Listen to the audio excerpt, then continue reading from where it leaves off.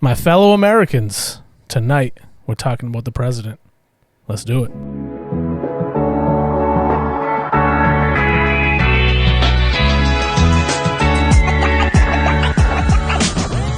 Hey, what's going on? Welcome back to another episode of the Not Safe for Sunday podcast. Before I introduce my guests, I want to say to you, the listeners, I want you. I want you to like and subscribe. I want you to share this podcast with your friends. You can find us on social media. You can find us everywhere at NSFS Podcast. So share, like, subscribe. And now, let's get into it. Let's do it. Welcome in, boys. As you can see, we have a new face in the chair.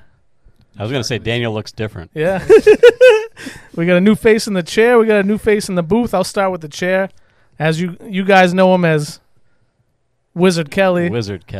Big Spence. Yep. What's going on, Spencer? Welcome out from the booth. Thank you. I'm excited to be here again. You know, I was trying to go for like a fifth member of Jodeci. So I got the glasses. Yeah. I got my Galaxy phone posits. Looking good. You know. Can you put those up? Yeah. Put those up to the cam. Put those up. Yeah. 2012, what a time to be alive. Here we are. Yeah. What's up? And what's up, Ken? I mean, I got my Saucony, $40 running shoes on, old man shoes, and I got Lucky Cat back, to help me out with the episode. They call those the Mall Walker 4000s. Yeah, pretty much. They are comfortable, though, I have to say. Oh, good. And they were sub $50. So I'm happy to hear it. I'm in. I'm happy to hear it. Yeah, the last time I was getting ice cream, I think I saw someone. The person in front of me was it me? Was it me? They were wearing those, and they ordered grape nut ice cream. Grape nut ice cream. Hey, to get that reference, you gotta check us out on the Instagram reel that Spencer just posted. We were talking about that on the live, the little Instagram live that we did for a little bit. So pay attention. We're dropping stuff all the time now. So get into it. He's crying. He's crying. Oh man! In the booth, we got a new face in the booth as well. We got Jacob. What's going on, Jake? Nothing much, guys. Really good to be here. Thanks, really man. Appreciate the time. Jake is the lighting specialist now. Yes. But today he had to do double duty, do some lighting. He's going to do the audio tonight. So, Jake, welcome. Welcome to the podcast, man. Thank you, guys. Our bench is deep. And Johnny, as always, Johnny Digital. Johnny Digital, the nickname Staying Alive. It is staying alive. It's staying alive. It's catching on. So I'm happy about it. I know. It's trending. You might want to move social media handles to that. Just a thought. Hey, you never know. I have to. You never know. You might have to trademark that one day. But as you can see, obviously, Daniel's not here. He unfortunately took some heat in the comment section. He may or may not be in the back of a van headed to Philly right now. Dude, if you haven't seen our post, our video where Daniel trashes Philadelphia, he took some heat in the comment section, so he's kind of laying low for a little bit. Yeah, he had to lay low. It's a hiatus. Oh my goodness, that was too much. That comment section got out of hand quick. That was it was like unprovoked. It was like some unprovoked hate. Yeah. I mean, was it though? Was it unprovoked?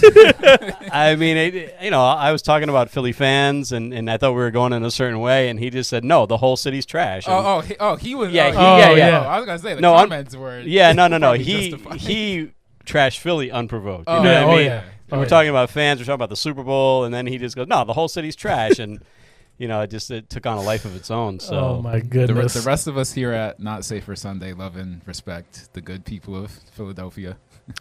We want no smoke. We love and respect all people, but Philly's not. I don't think it's as garbage as Daniel said. But the people came out firing for him. So, yeah, that's a tough hit. So. We decided to give him a little break. I'm just kidding. Yeah, I mean, if we're gonna trash the city, let's go start with Baltimore. I mean, yeah, we gotta get some more engagement. We'll just work our way down the Eastern Seaboard. I'm serious though. Maryland does really smell like dog food. I don't know what the deal is. My deal with Baltimore was just that. So when you want to go to Baltimore and you want to like check out like a football game or a baseball game, right? Camden Yards, beautiful park and all that. Yeah. And you're down on the water. You're at the seaport. So the whole seaport is beautiful, and there's malls down there. There's a ton of things to do. But if you literally walk 3 blocks up from the seaport, it's just like blocks of buildings with plywood over the windows. It looks like a war zone. Yeah. So it's just such a juxtaposition, you know. It's such a contrast between like war zone and then like beautiful little like polished, you know, shiny, swept up touristy place. So it is definitely a strange place, and it does smell. I don't know why. I really don't know why. Like I've driven through there, and I've been there like probably at least 5 times, and every time I get out like to get gas there, for some reason that's always like where I get gas, and it's like just stinks. It just smells bad. Maybe it's the gas station I'm going to. I don't know, but yeah, I don't get it. I don't know why Maryland smells like that. If anybody knows, just hit us in the comments, because yeah, I don't get it. I've never been. Last time we were there, it was like 2019. We're watching a Red Sox game down at Camden Yards. Nice. Like took in a weekend. We venture up like a couple blocks, so we're like right on the edge, right? Yeah. We go into some place to eat food, and there's some dude, man. He's outside and he's shadowboxing something. He's like getting into it. He's like going 12 rounds, you know, like physically, like throwing. Okay. And so my daughter, you know, she's got a heart for people, and she's like, and it was like 100 degrees. It was so hot that weekend. It's like July, humid as anything. And my daughter's like, Dad, go buy a water and give that guy water. Like seriously, like. So I go out and I give him a water, and it was a dog. He was shadowboxing a dog. Like in his mind. Yeah. There was no dog out there, but he was going 12 rounds with a pretty ferocious dog. But he did appreciate the water. Oh, good. You know, he's like, I gotta rehydrate. This guy's really taking me to the distance. Yeah, he's like calling me Doc, you know, like. Call me Mick.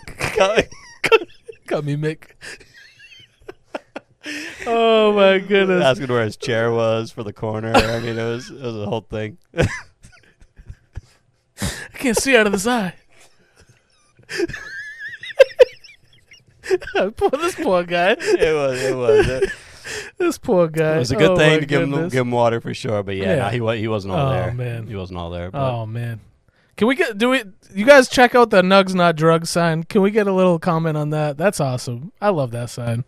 Tell me your chicken nuggets take. Wendy's is the best fast food chicken nuggets, hands down. What else? I could eat all 50 of the 50 piece for sure. No, what's the worst?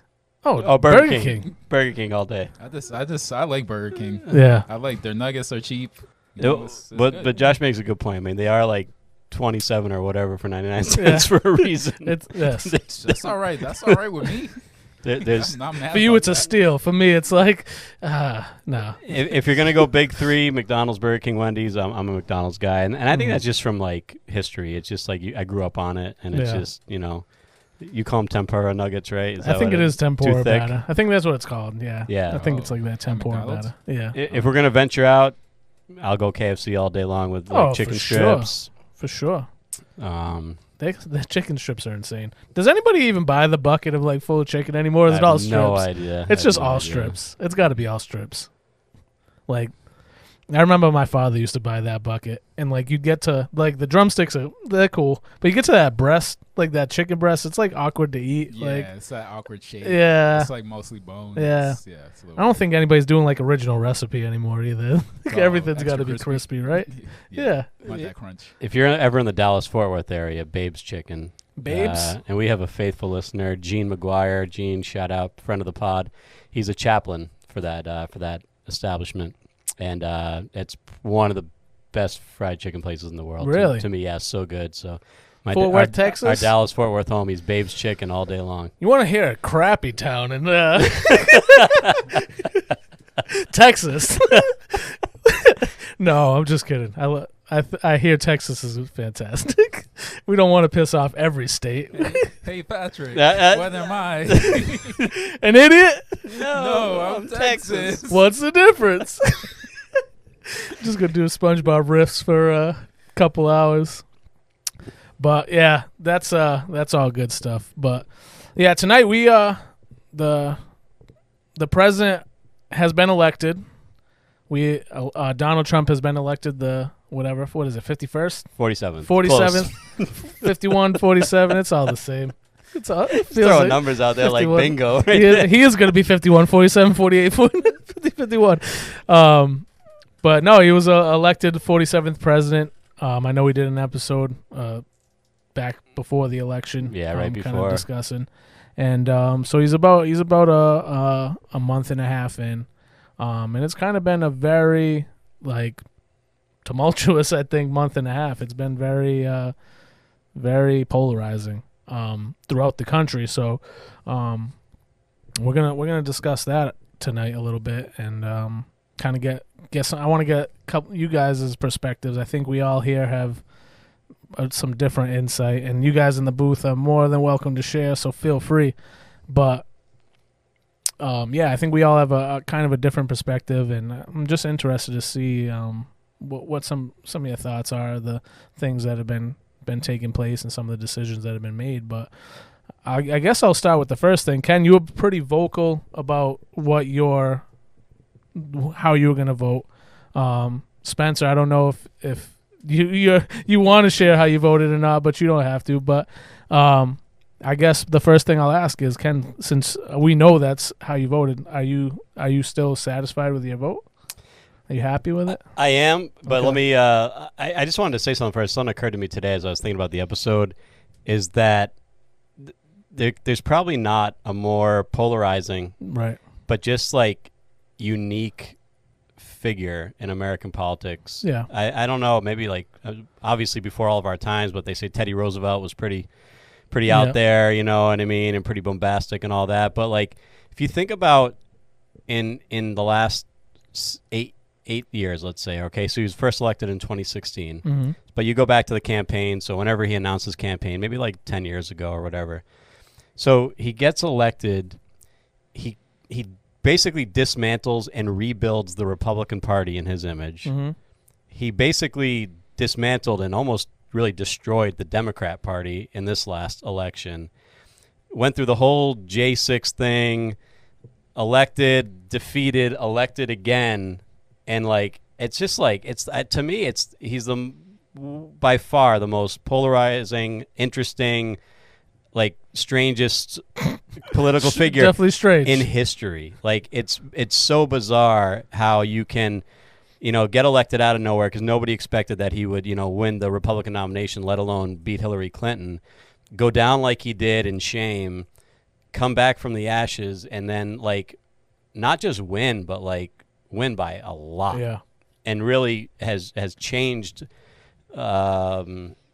a lot of the thinking in the nation, and then, like I said, rebuilt his own party in his image and basically destroyed the Democrat Party. I mean, it's to me, it's unreal. It's almost unbelievable. Yeah. I think a lot of it talks to the state of where we were as a country for like his sweeping election. I think a lot of that talks to like how people were actually feeling throughout the country. Spencer, you got what's your thoughts? Yeah, I think it was maybe a little bit less about him like defeating Democrats. I feel like the Democrats kind of like defeated themselves. Good point. In a lot of ways, I think that obviously there's only so much they could do with former President Biden stepping down, but the way it was kind of just like having Harris be the nominee without For having sure. like a primary. formal primary. Yeah. I think that probably did them in more, and I think like if they would have had the opportunity to have a more maybe popular candidate, it probably would have been much closer. Might have a different. That's a great point. That's a great point. I think when I say like he destroyed the party, like I think it's just by proxy, because he just drives people. He really just his very presence, his very existence, causes people, especially if you don't agree with him, to lose their minds. You know what I mean? And so I think they scheme and work so hard just at defeating him rather than like coming up with like a real viable message and like, causing their own movement. Everything just becomes anti-Trump, anti-Trump, anti-Trump. So kind of like by proxy, it's almost like he decimated them just with his very presence, because it's like all they are is so laser focused on trying to take him down that it almost it exposes them in a lot of ways, I think, and kind of disarms them from actually, like, I would have loved for it to have been a little bit more even fight, so to speak. I would have loved to have seen them more, have like a message that actually like pointed somewhere.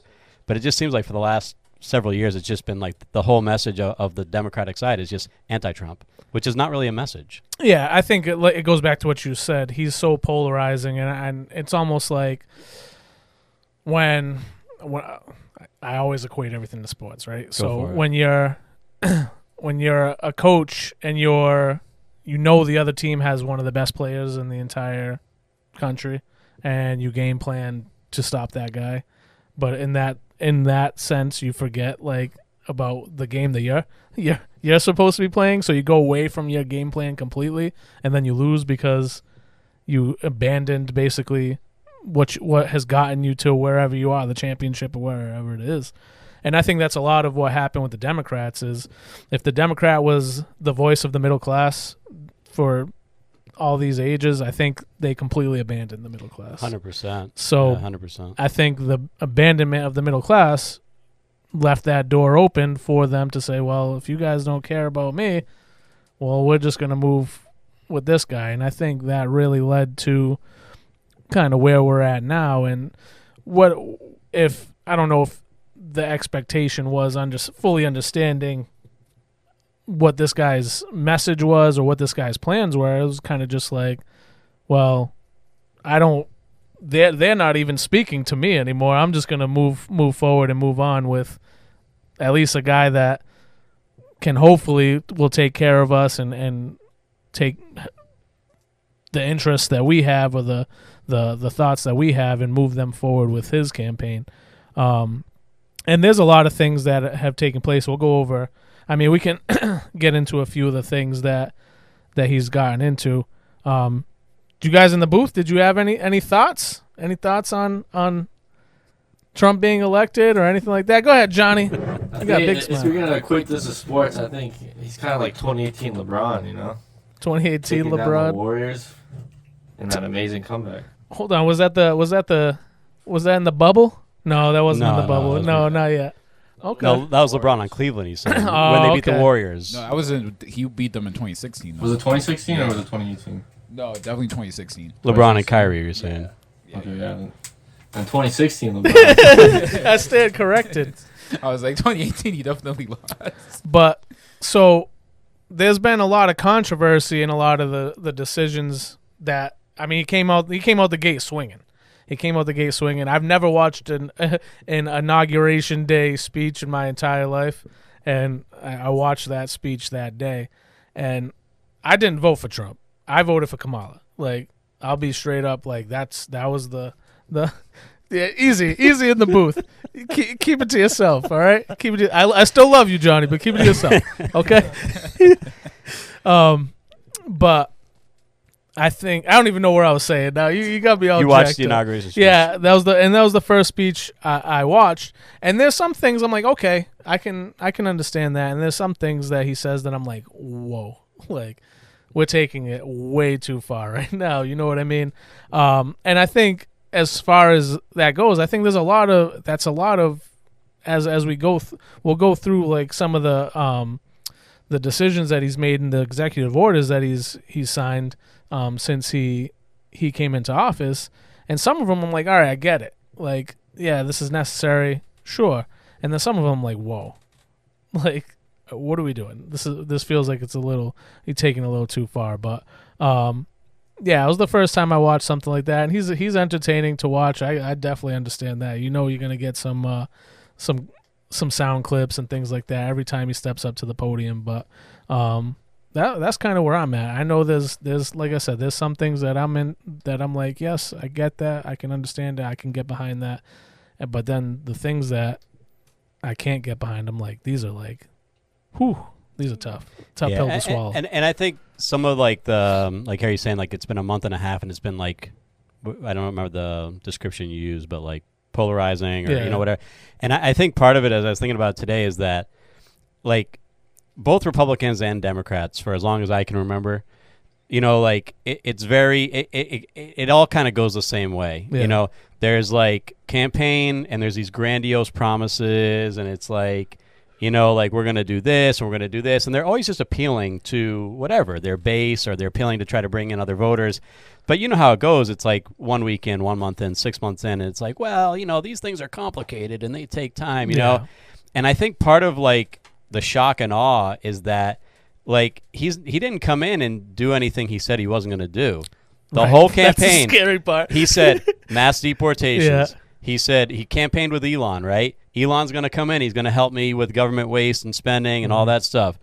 He said we're going to declare on day one there are two genders. So like he came in, and I think some of the shock and awe for just people in general is that he literally came in and from like go just started doing everything he said he was going to do. So it shouldn't be a surprise that he's doing it, like it or not. But I think it is surprising because we're so not used to a politician coming in and actually doing like word for word what he said he was going to do, because most of them just make the big promises and like, well, it's complicated and we're trying to work across the aisle and all that, and so to me, that's part of the shock and awe, because I get shocked and awe too at some of the stuff I hear and what I read, and I'm like, wow, like he really did say he was going to do that, and he's doing it, and without apology. But that I think, and we'll get into more detail of it as we get into some of these specifics of those things. But I think that's also kind of the scary part is too, because it also feels like even though that was his plan to do it, it feels like there's no plan to execute it, and it's ending up with these poor decisions being made so quickly just to get them done that then there's like backtracking happening, because it's like, oh, like we'll talk about it in a little bit, but they fired all the people that were working on like nuclear weapons. Well, and then they realized, oh, we kind of need those guys, so now we're backpedaling and trying to get them all hired back. So it's decisions like that where it's like, okay, why are we being so hasty to do these things if you're going to make a plan to cut government spending? Well, let's get a plan in place. Let's sit down. Let's let Elon see and experience what it's like to be a part of the government and see what these government entities are doing. But instead, it's kind of just been like, all right, day one, bang, here we go, Elon, go get them, and cross them all off. You know what I'm saying? But yeah, let's get into I guess some of the executive orders that he signed, and maybe we can touch on some of the ones you guys want to talk about. So the first one was he put a freeze on federal hiring. So that was basically all federal hiring except for like the military service and other categories until Trump administration had full control over the government. So he put a freeze on that. Federal employees all returning to the office, no more work from home. That's happening across the board. We get that. Defense, Trump signed an order mandating a process to build a missile defense shield called the Iron Dome to protect the U.S. Like what are we doing? What are we doing with that? Trying to be like Israel. Yeah. He also enacted moves to reshape the U.S. military by eliminating DEI programs and barring transgender recruits from enlisting. Immigration, he declared a national emergency on immigration. He proclaimed that America's sovereignty is under attack. Declaring this to be a national emergency allowed him to free up more funding to reinforce the border within Mexico, the Mexico border wall. Can we hop on some of these? Yeah, so I think the first one. So I'm going to be honest with you. I think so. The freeze on federal hiring, right, and just the whole Doge thing in general. Yeah. I honestly think it's a really, really, really good thing, even though it may not be rolling out, 100% correctly. And I'll actually put it on you, and not to cause debate or conflict. No. But who do you work for?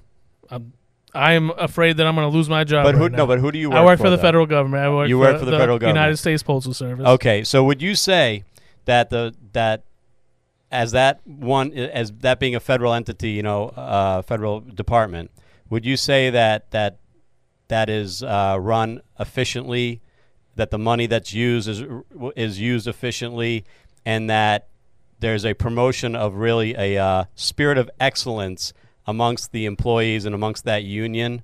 Or would you say it goes back to some of our other conversations of lowest common denominator, And the fact, it's a job that most likely is probably almost impossible to get fired from, and you verify that for me. Yeah. Okay. And so I'm not because you're a federal employee, and I'm not going to rah this if you could lose your job, because obviously that's real and serious. Yeah. But the fact of the matter is that the public sector, which is all jobs that are paid for by either federal or state or municipal taxpayer funds, they're the most inefficient across the board, top to bottom. They're the most efficient, poorly run, poorly financed, poorly managed entities on the whole planet. The private sector, which deals with real money and real consequence, if they were run like the public sector, they'd be all out of business. But because there's this limitless supply of taxpayer money that pays for the public sector jobs, it can just go on and on and on and on. And you hear, they've been playing a lot of clips lately going back to like Clinton, of like, we got to get a hold of spending. We got to clean up government waste. So we got to, and nobody did it. And now here he's doing it. And I agree, there could be maybe, Elon's chainsaw, which is a big, is all over social media. Yes. Right. Maybe not the best way, but it has to be tackled because, this country is still $30-something trillion in debt and rising. And nobody's done anything about it, even though every single president back to whoever, Clinton or whoever started talking about it, has pledged and promised that they were going to cut spending, cut the deficit, and reduce the national debt. And so, to me, that's really important because nobody in the world, you personally, your family, me personally, my family, Spence, any business, any job, anybody would run finances and manage things the way that the federal government runs them, which is with this limitless piggy bank, this limitless wallet of your money, my money, and your money. I got ticked off. I actually owe money to the federal government this year for the first time, I think, ever. Okay? I'm ticked off in paying it when all the stuff that comes out, of the massive waste and the millions and sometimes billions of dollars that go to the most meaningless, mindless, ridiculous projects here at home and all over the world. And so as a taxpayer, we are the people that fund the federal government. There should be a heightened spirit of excellence and accountability in the state of Massachusetts. I don't know if you voted for it, but I know I did. The taxpayers, the voters, voted for an audit of the budget in Massachusetts. Okay. Every legislator is fighting it, even though it passed by the voters, and they don't want to do it. Why? Because taxpayer, the budget for these states and federal government municipalities, they're big slush funds. Yeah. And it's misused and it's mismanaged all over the place. And so that's why I say on that one, and I know you spoke specifically about the freeze, but just in general, we're gonna get to that cleaning up government waste and having a Department of Government Efficiency. Yeah, I'm definitely all for that because it's been out of control for decades. So this is the scary part for me. Even though we're a federal agency, we're federal adjacent. We don't take taxpayer dollars. We are self-sustained. Those postage stamps that you buy, the packages that you get shipped, that's how we get paid. That's how we fund everything.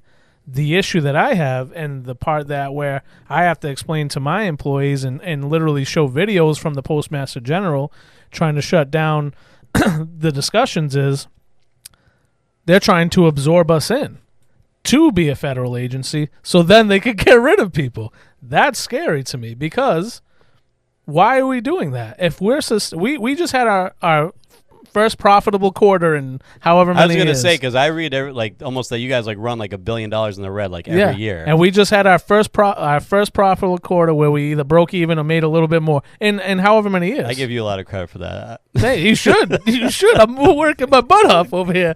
So you didn't know. Yeah, you gotta pick up the Wall Street Journal. We're in there somewhere. But the thing is, so why are you touching us at all? Why are you messing with us at all? Unless to just have ultimate power, I don't get it. I don't understand it because we're fine. Like we have a 10-year plan. The Postmaster General put out his plan. Whatever, we poo-pooed it at the beginning, but like I said, we just had our first quarter ever where we've made some money. So great, we're heading in the right direction. Why now use this scare tactics for all these people where it's like, yeah, we're going to absorb you in, and you see what Elon's doing with all these other places and all these other entities, federal entities. So now you got people that are worried like, oh, we're going to get absorbed into the I think it was the Commerce Department or something like that. And it's like, well, I don't know. Sure. I don't know. Admittedly, I don't know that dynamic that you're talking about it being absorbed in a general sense, though. Right. Yes. Listen, I've been in a public union. Right. I've been paid by municipality. It's just there's such a model, or I don't know what it is, but it really always goes back to the lowest common denominator. And I think part of it is that just they know that they have a limitless supply of money, and they don't have to be careful with it. They don't have to be accountable with it. And like I said, I was joking around with you before, but the knock on postal workers, is that they're not exactly Yeah, and I get it. I think it goes for any company, but if we're gonna talk about that, we can talk about all the CEOs that are taking billions of dollars that don't lift a finger. No, for sure. Like but that. I think just my point is that that Spence works for here. Yeah. Now we're Oh, sorry. Blanky blank bank. Blankety blankety do I have to beep that out? I'm so sorry. I'm just joking. I'll tell you who I work for next. We know. So unnamed bank that you work for, or any bank, or any major corporation, whatever job this Spencer. They wouldn't make it if they ran the way that typically federal and state government runs. True. I mean, there's definitely been banks that have failed. Like a couple was I guess almost 2 years ago now, out in California, Silicon Valley Bank, and things. So yeah, that's true. I think I kind of agree with you that I like the idea of a government efficiency thing happening. But having, Donald Trump and Elon Musk being the ones to do it, I think that's where some more questions for me come in is are these really the people? Can we really trust them? I've heard a lot of things about working at Tesla. I hear it really sucks. And I'm sure they make a lot of money, but how is he running his own businesses, I think is in question. Sure. I think a lot of people question his integrity. And certainly probably to a higher degree, people will question Donald Trump's integrity too. So, yeah, I think these crazy cuts and things all at once are kind of like you said, the shock and awe, whoa, he said he was gonna do that and he's actually doing it. Right. But I think it gets scary because it's whoa, he said he was gonna do that. What else can he do? And what else is he gonna do? We don't know. Sure. Yeah, for me, like I said, I think I would like to see more care put into these are people's lives. Right. Imagine, I would if I lose my job at the post office, dude. I don't got nothing to fall back on. It took me 6 years to graduate community college. I don't know if I've said this. So I don't have much to fall back on. And the degree I have is it's nothing spectacular. So, but if I'm set, if I think this is my career and this is my job and I put my heart and soul into it and I go in, I want to do excellent every day.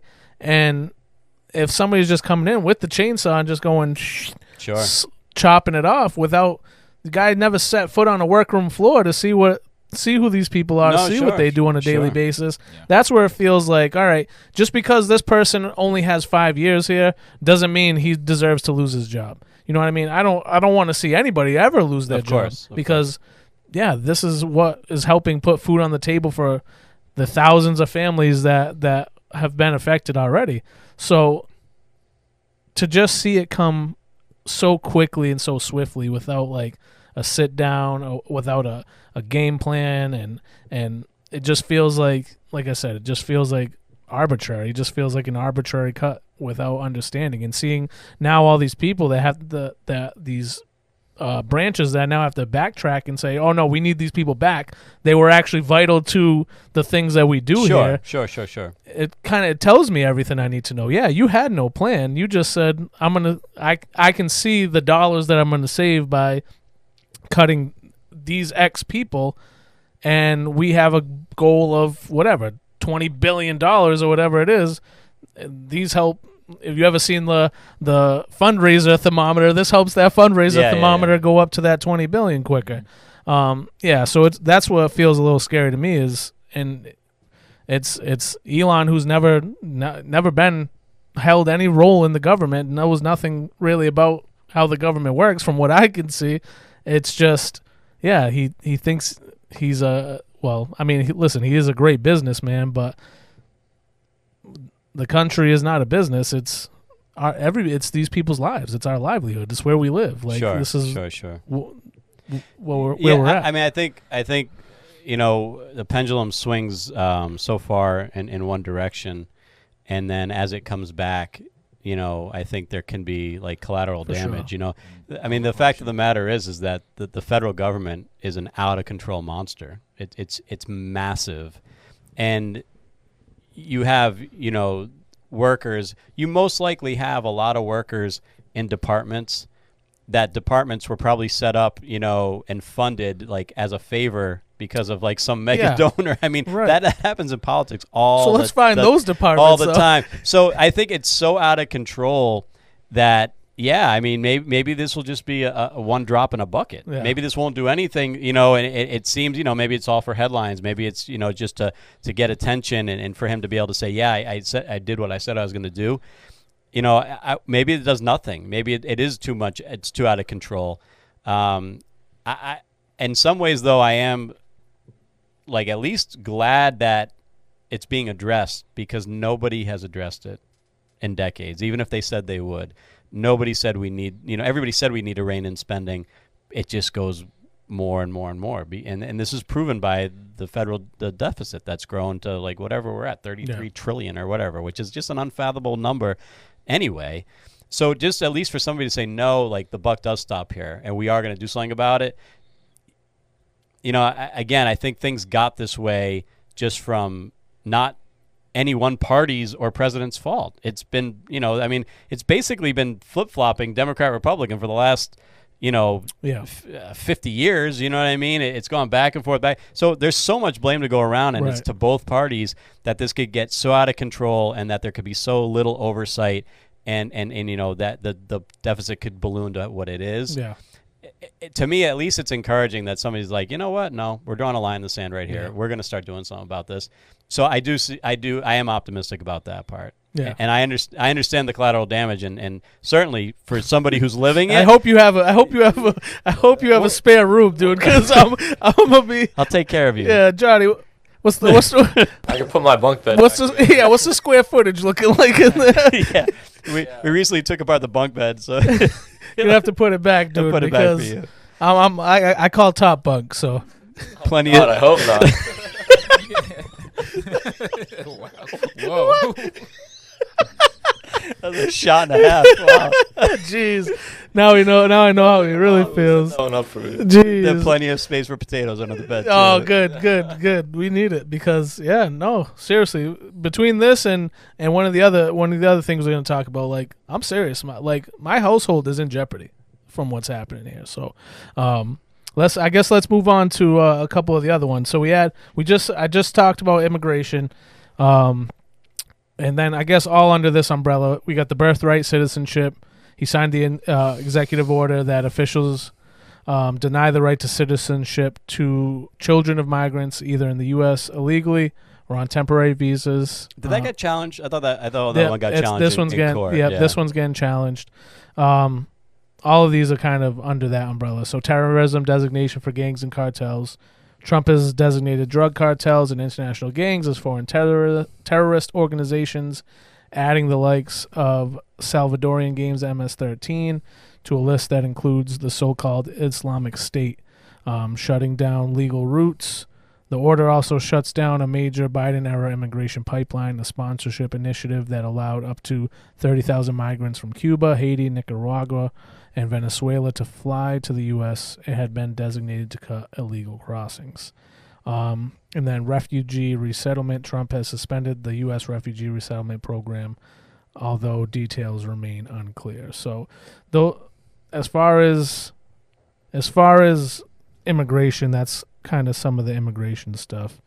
I mean, as far as the immigration stuff goes, I can understand like wanting to get people that don't belong, that are here illegally. I can understand getting them back to the country they came from. You came here illegally, like there's ways to come here the right way.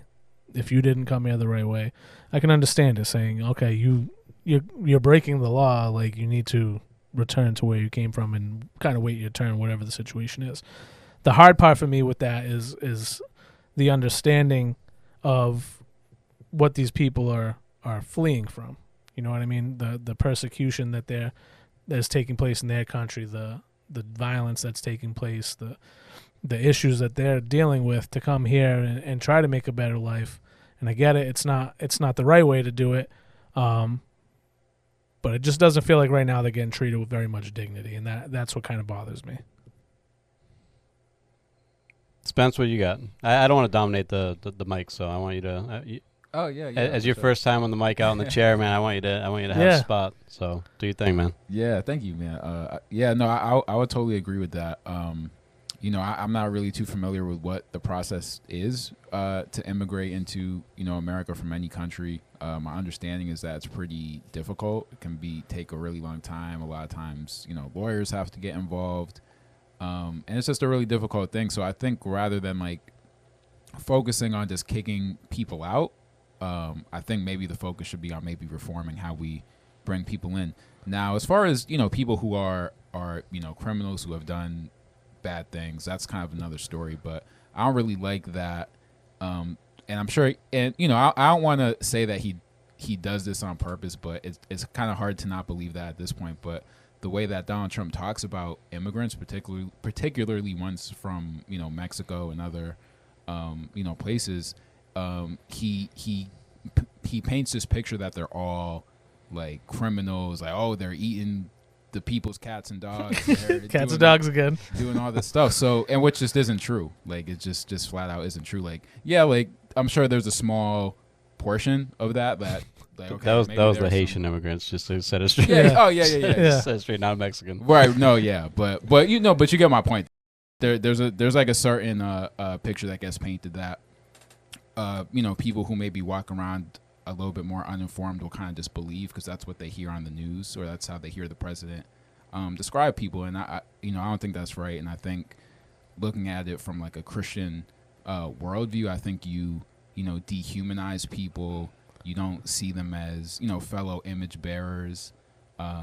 People who just like God says about us, like knitted together in our mother's wombs, knew us before we were born, created for good works in Christ Jesus, and things like that. So I think, stripping all that stuff away, it just causes division. And I think the way that he moves around that issue is very problematic. Yeah, I think I agree with a lot what you said. And I think this is almost too, again, kind of like a pendulum thing. I think that Trump definitely galvanized a sentiment that a lot of people have with, I mean, calling it what it is, Joe Biden was not the president the last 4 years. He was, no, literally. I mean, I'm listening. Oh, just listening. I didn't know if you were going to respond. No. I mean, he was really incoherent and really mentally incapacitated. There's just no way he was running the country. So you kind of had this kind of like, whatever, back behind the scenes shadow administration running things, and it was pretty chaotic, and it did become really lawless in a lot of ways.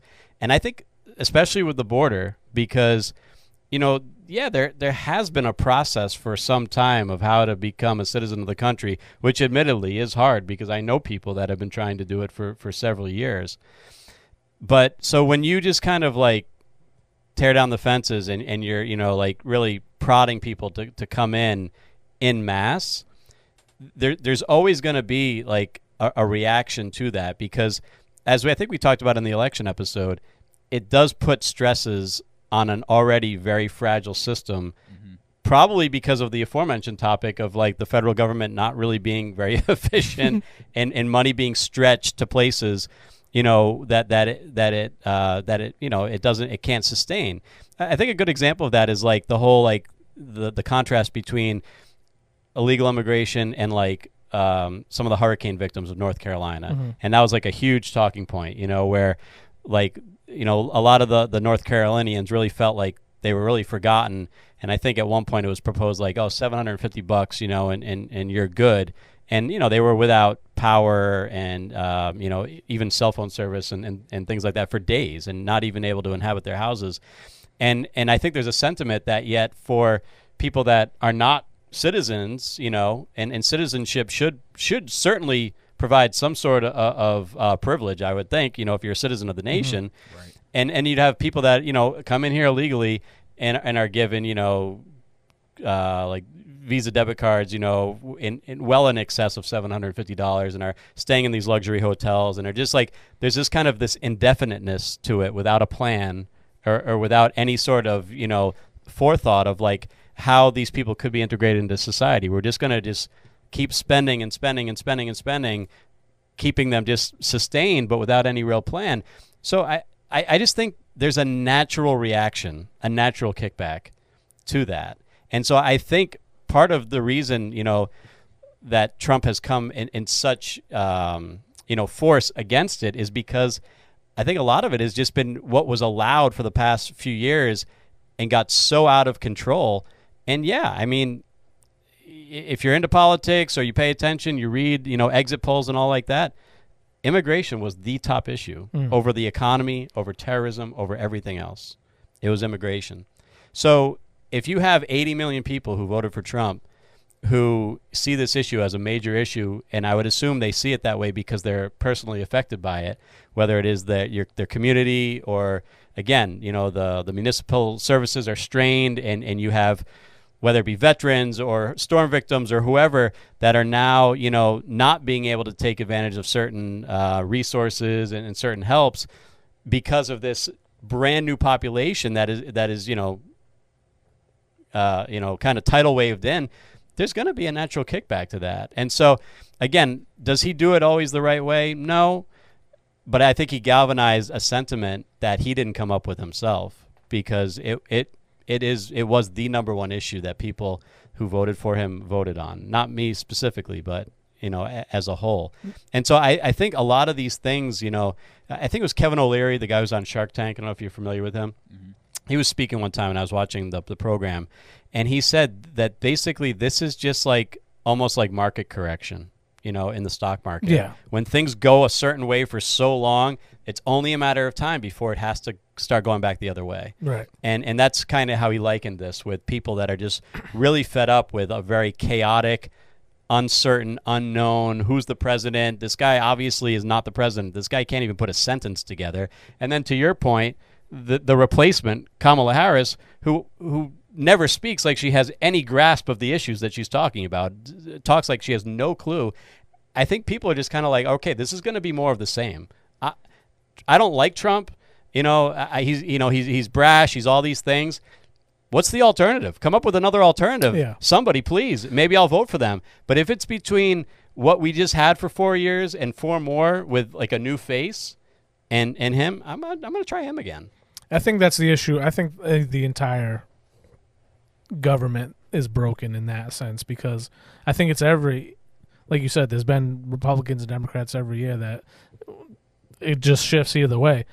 I just feel like we've gone are the days where we have anybody that's like somewhere in the middle. You know what I mean? That's basically appeasing to both sides. Yeah, we're super polarized, which as a sucks. nation. Yeah, it like absolutely polarized. sucks, because now we're gonna have to put up with this.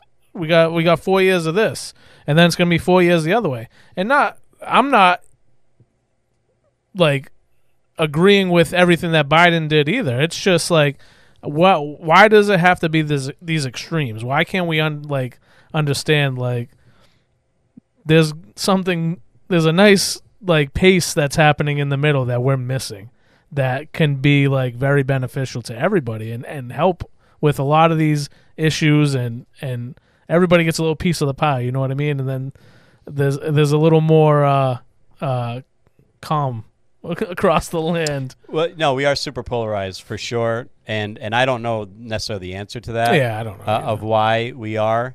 I do think, going to Scripture, the love of money is the root of all evil. Yes, for sure. And there is so much money that really runs and dominates politics. Right. Special interest and lobbyists, and I mean everybody's just pumping money into it to try to get what they want and be heard or get their special project or that. So the allure, and that's why I think for so many years why we've seen Democrat, Republican, it doesn't really matter who's in there because money's driving it anyway, and special interest is driving it. And so, you're I don't think you've, and I'm not saying Trump's necessarily this guy, but I don't know that you've had somebody who's just like, no, we're going to do it this way and we're going to do it because it's right, because it's so influenced by money. Billions and millions and millions of dollars.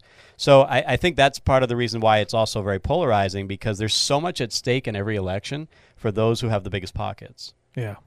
And so that's why, I mean, these campaigns are out of control. It's like, it used to be like, oh, they spent $1 million. They spent $2 million. Now it's like they spend like $500 million, close to $1 billion on a campaign. It's so out of control. And because there's so much at stake, you know, and I don't mean that in a good way. I mean, for those that are the movers and the shakers and the influencers, there's so much at stake, and they are putting so much money into it, and they want to see a return on their investment. That's where we should be cutting the money from. We should be cutting the money from those guys that are handing out $500 million, because I could use a little bit of that. You know what I mean? I'm sure we all could. So, like, I get it. The tax issue, a lot of this burden for a lot of these programs and these government agencies falls on the taxpayer, but you got those big guys that can just shell out like you just said, $500 million to fund a campaign. Well, you know what I mean? Can we help out? Yeah, well, let's cut, but let's have some fair share happening too. You know what I'm saying?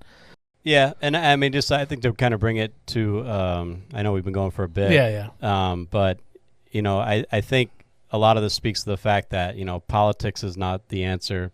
Bureaucracy is not the answer, and man's solutions are not the answer. Mm-hmm. For anyone who doesn't feel included or special or valuable or worth, that's why we point people to God. Because heaven is made up of every tribe, every tongue, every nation, every color, every ethnicity, everything. And so I think it's hard, because I think in the grand scheme of things, we end up fighting battles with weapons that we shouldn't necessarily use. And certainly it's the world that we live in. And as far as, I voted for Trump and I got my little Trump figurine, but, he's not the answer, for this earth, and neither is the guy on the other side of the aisle. He's not the answer for this earth. And the good that they can do, man's heart is also, inherently evil. And that's something that we can never lose sight of, no matter how virtuous it might seem on the outside, and no matter how much it might align with the way I think and feel. And so pointing people to Jesus and pointing people to the great inclusion, which is heaven and God, is ultimately the answer. Trying to, what your wife's doing and helping people to find worth that goes beyond just, I want to be included because of, my minority status or ethnicity or things like that, and bringing it to that heart and that soul issue is always going to be, I think the people in this room of our priority. And so, as much as we can debate and go back and forth about politics, at the end of the day, it's not the answer. Government is not the answer. It's not going to solve, we're passing through. It's been established to help govern, because people are to be governed, but the ultimate answer and for our worth, for our value, and who we are as people can never be found there. I just hope that we're not turning away from what you just said. Like, I would hope we're not turning away from what our core values are, what we are taught, what the Bible teaches us, what Jesus has taught us about loving one another, about caring for those and taking care of those who can't take care of themselves. we don't forget about the Good Samaritan and the parables that Jesus taught, where it is caring about people that, you might not relate with on a personal level, but are all children of God, like we've talked about before. I mean, if Trump won, I still need to love people like Jesus. Of course. If Kamala won, I still need to love people like Jesus. Of course. That should not influence, our worldview. Should not influence our view of people, our value of people. We're certainly going to have some differing opinions on certain issues. I mean, that's just that who we are as people, is that we do have certain ways that we think about things that might be differing from one another because of upbringing, culture, or a million of other reasons. But Christ and the principles of the gospel and of love, that transcends everything. And so certainly, no matter who is, my and I think we talked about this in the election issue. My world can't get wrecked because the other guy won. Right. Yeah. That should not affect how I live my life. Unless my world is getting wrecked because I lose my job and my wife loses her job because we're going to go live with you and I got top bunk over at your house. That's fine. But the God who provides has the other job for you. Yes. If that does happen, because man can do nothing to you that God does not already have in his hand. I see the panic that's happening from a lot of people. Especially in my work, a lot of non-believers. I see a lot of panic that's happening and setting in. I hear it from Melissa's work, like the people that she works with and things like that. I'm so happy that I have got a good God that I know I can trust is going to take care of me and take care of my family. Yeah, it's scary. It's a time where there's so much uncertainty. There's so much worry about what can happen each and every day, but every day we step outside, something can happen. Every day we wake up, something can happen. I'm not going to worry about that stuff. But I do get disheartened when I see brothers and sisters that are being very, very much one way, and it's like the heart's not open. The heart's not open to give, and the heart's not open to receive. So, that part definitely bothers me a little bit. But we need more positivity. Nugs, not drugs, man. Nugs, not drugs. As long as they're not Burger King. Yeah. I'll take them I still love you, Spence. Don't discriminate. Don't be discriminating, man. Before we end this, is there anything we didn't touch on today because there's a lot. We didn't even talk about RFK. We didn't even talk about that guy. He's crazy. Right, but is there anything else that a topic that we haven't discussed that you want to discuss? I think if we tried, it would probably open up a can of worms to a 3-hour podcast. So we just split it in 2 episodes. Yeah, that's true. No, I think what I said just most recently is to me the lasting thing. It's so easy to get caught up, polarized, angry, upset. Yeah. And certainly some of that might be righteous indignation and validated. Yeah. Again, at the core, man is inherently evil. Yeah. On both sides of the aisle, and it will be forever. So just to not lose our identity, in Christ, and we vote our conscience, and obviously we all voted somewhat differently in here, but yet we're still brothers and totally united by Christ, who transcends all that because he died for all of mankind. He did not discriminate. Of course. He came for his own, but his own rejected him.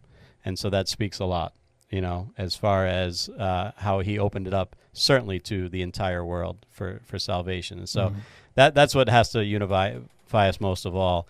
And these other things are but temporary.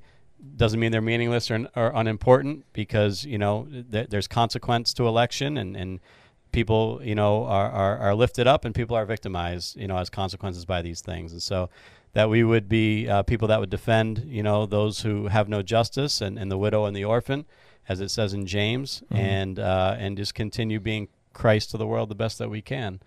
We'll have the lasting impact more than what we check our what box we check in the voting booth. That's right. Anything from you? No, that's it. You're not going to bring up Gaza Trump? Right. Yeah, that it's going to be a casino. Did you see that? Did you see the video? I don't think. We probably have to drop the video into the middle of this video. I don't know. You have to tell me afterwards. You'll have to see that. Yeah. It's pretty crazy. That the Gaza Strip's gonna be like a casino. Yeah, it's a whole thing. No, it's a whole thing. Oh, You gotta okay. see it. You gotta see it. It's wild. You see it, Johnny? No, Jake. You haven't seen it either. $5 million gold card. Oh yeah, the $5 million card to I don't know. I don't think that's true. No, that is true. Oh, is it true? That's $5 million true. to citizenship. 100% true. That's the path to citizenship. $5 million gold card. Yeah, I'm not on board with that. That's I'll wild. say that. I I'll would say hope that. so. I'm not I on would board hope with that. so. I'm Yeah. not on board with that. Yeah, you'll have to watch the Gaza Trump video. Maybe, Okay. Maybe we'll drop the link in the show notes. I'll watch it. Yeah. Yeah. You watched the $5 million gold card video. All right. That's legit. That I actually saw that yesterday. I didn't want to believe it. I didn't want to believe it. Yeah, no. It's Oh, my Lord. it's a real. I don't know if it will happen, but it's a real Yeah. proposal for sure. Yeah, Oh, I wasn't on board with that one. Thank you. Thank you. You're welcome. Yes, got him. All right, guys. So if that's it, I mean, we love you guys. I know this is we're in a strange time right now. He came out hot. Trump came out swinging, but we got to remember, like Ken said before, we got to continue to walk like Jesus. We got to continue to love one another. We got to continue to just be there for each other and lift each other up throughout these times. And we got to hope that I don't lose my job. Love the people you disagree with more. Yeah, that's I'm right. Dead serious. That's right. You love harder on I those. love you so much more tonight. Love Ken. harder on those people that you disagree with. Love harder on the people that curse you and that that put signs in your faces and middle fingers in your faces. You love them harder. That's it. I'm with you. And, I haven't dropped that. you haven't dropped the middle finger on me yet. No, I would never. I would never. I love you guys. All right, we love you too. We hope that you guys enjoyed this, and like I said at the beginning of this episode, please like, review, subscribe, share it with a friend. All right, everybody knows somebody that they got to share these episodes with, this podcast with. So you can find us on social media at NSFS Podcast. And Daniel's not here, so love and peace. Peace and love. What's your tagline gonna be? Man, I don't know. I didn't think that far. Well, you got to hit him with something now. Yeah, I don't know. Obama out. Obama out.